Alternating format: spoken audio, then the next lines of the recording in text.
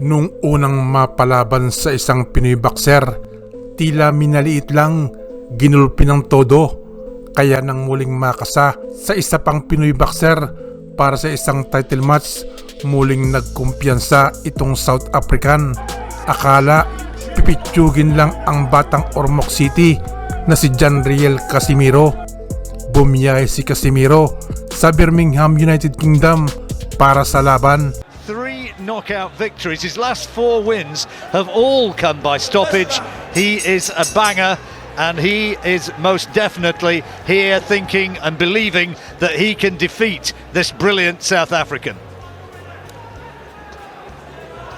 Well, the obvious tactic is to get inside that beautiful long jab there of Tete, which is achievable, but the problem is then you have that uppercut to worry about. When we've seen that, how effective that can be in the past. He takes a little half a step back, Tete, and then whips that uppercut right through the middle.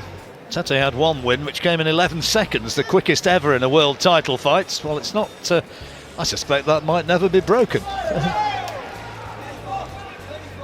Casimiro, who'll be known to British fans as the man who stopped Charlie Edwards in September 3 years ago in an IBF flyweight title defence.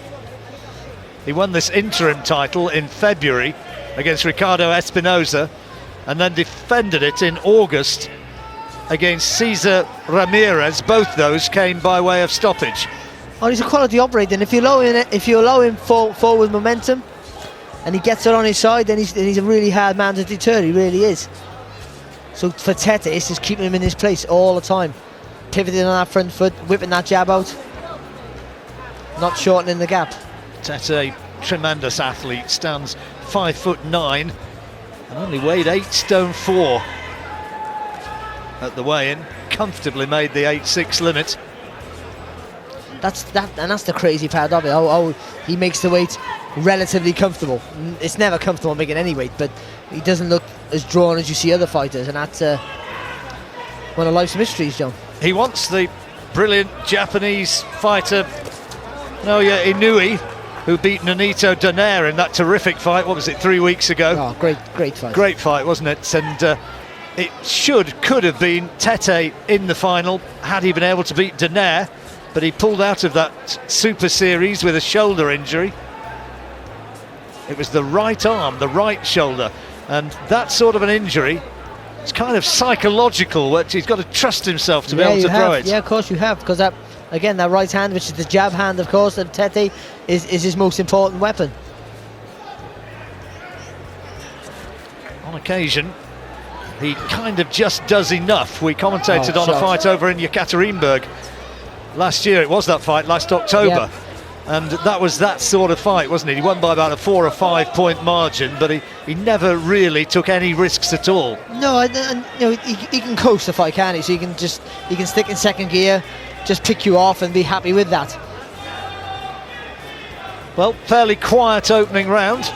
Bell just coming up as Casimiro tries to launch that right hand and just whips it through thin air. And Tete maybe just doing enough. We'll get Barry's verdict in a moment.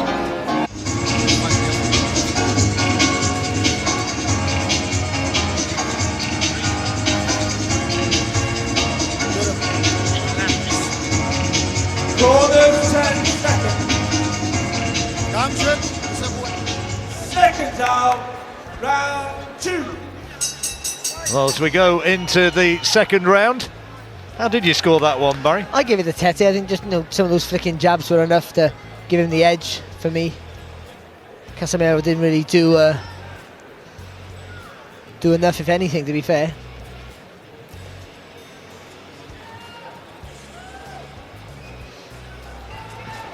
Quiet sort of opener, wasn't it?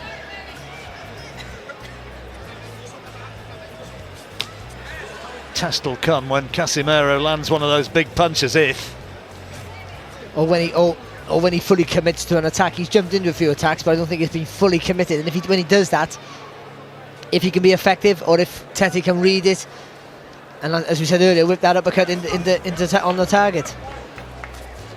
Casimiro promoted by the legendary Manny Pacquiao. Sean Gibbons representing the little master over here.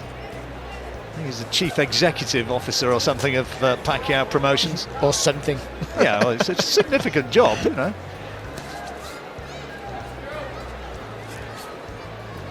He introduced himself to me as that, and also as the president. So I'm not sure which it was.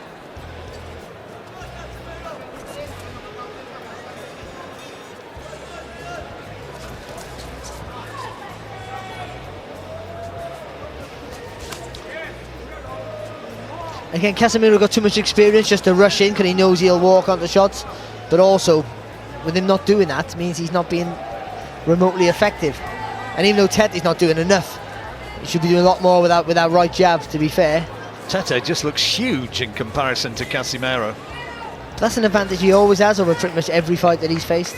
Talked about moving up in weights, that might happen at some point. And I guess another option, talked about Inui, but Rigondeaux, the Cuban, is fighting Liborio Solis for the regular WBA title. That's coming up in about 3 weeks, and Tete's talked about fighting Rigondeaux, or as he's correctly pronounced with the Spanish accent, Rigondeaux.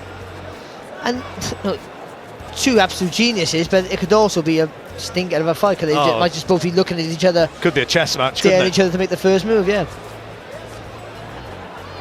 Which this is a little bit at the moment. Yeah, it is. You know, and again, Casemiro's trying to attack, but short little right hand there. I thought it was half a head as well.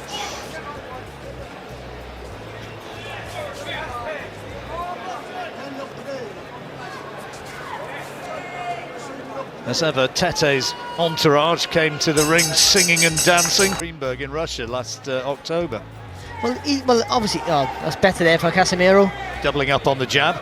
Well, I guess he thinks, it's your move to close the gap, not mine. I'm the taller fighter with the longer reach. So I want to keep it long. You gotta try and bring it to me.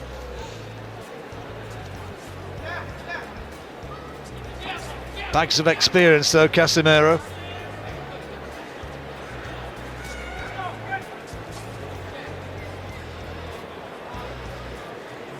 Got a record of 5 wins and 2 defeats in world title fights.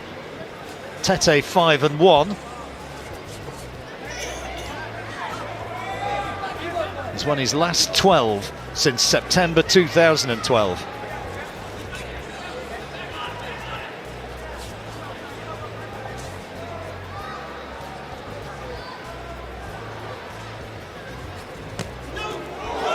Oh, Casemiro got him. He's got him with a butt now. He's given it. He's got him with a body shot, was it? No, it was on the chin. It was a short right hook to the chin. And he's in trouble. It's all over the place. He's in real trouble. Tete's in a lot of trouble. And the referee wants to look at him. He's allowing it to continue. But can Casemiro take him out here? It happened so quickly. And he's still got a long way to go in this round. There's 1 minute 20 seconds. And Tete still looks unsteady. He's got to buy some time here and make Casemiro miss. Casemiro needs to pick his punches and he can't find the clean shot and he falls down. Tete, I don't think there was a punch which put him down. He just collapsed to the canvas. He's not recovered from the first shot. He's not recovered from the first knockdown, I'm sure of it. Referee asking, is he okay? Casemiro wants to finish it right here, right now, and finish it he has. The title changes hands in sensational fashion.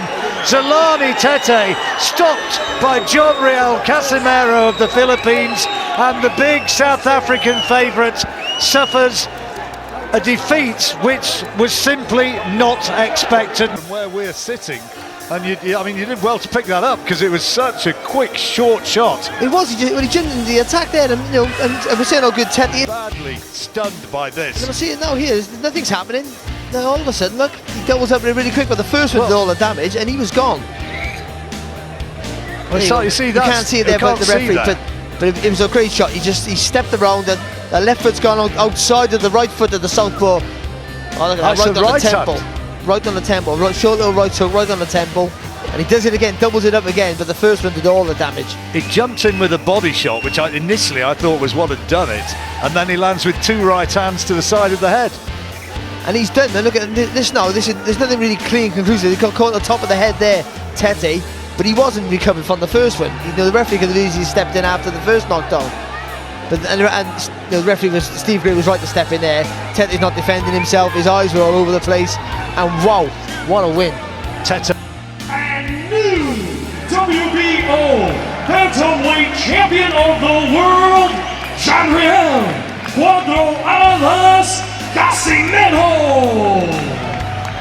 To say he is happy would be a significant understatement. He is utterly delighted.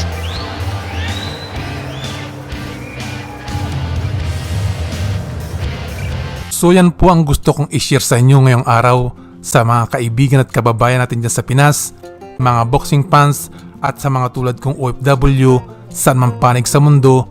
Kumusta po kayong lahat dyan? Kung nagustuhan niyo po itong aking video, paki-like at kung pwede, mag-subscribe na din po kayo. At para updated kayo sa aking mga video, pwede nyo i-click ang notification bell. Maraming salamat sa inyong panonood. Shout out kay Mr. Minandro Domingo ng KSA, kay Mr. Brando Makatangay ng KSA, kay Mr. Ricardo Bernaldo Jr., Giay pa din ng Bahamas, kay Mr. Narciso Dupla, kay Miss Madam B at Bill Maham Freyes, kay Mr. Dong Tangloy Malyari, Jen Merdan Garcia ng Macau, Nerio Morcia, Billy Jubildad, Jan Maravillas at kay Mr. Edgar Balili. Maraming salamat po sa pagsuporta nyo sa aking channel.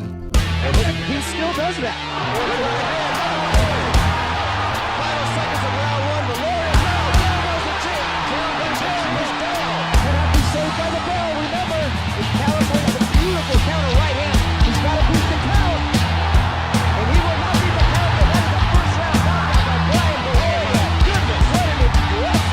No need to go there. That working well. Down, Darkinian down for the first time.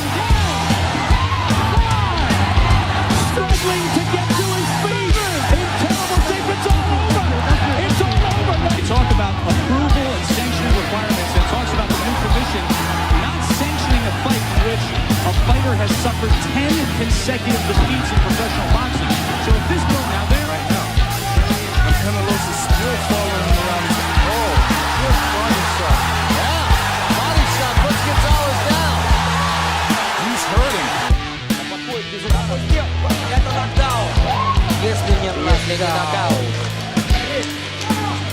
Все! Ау!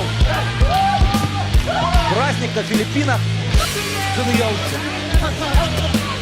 Arenas, Joe, has been in a lot of close, tough fights.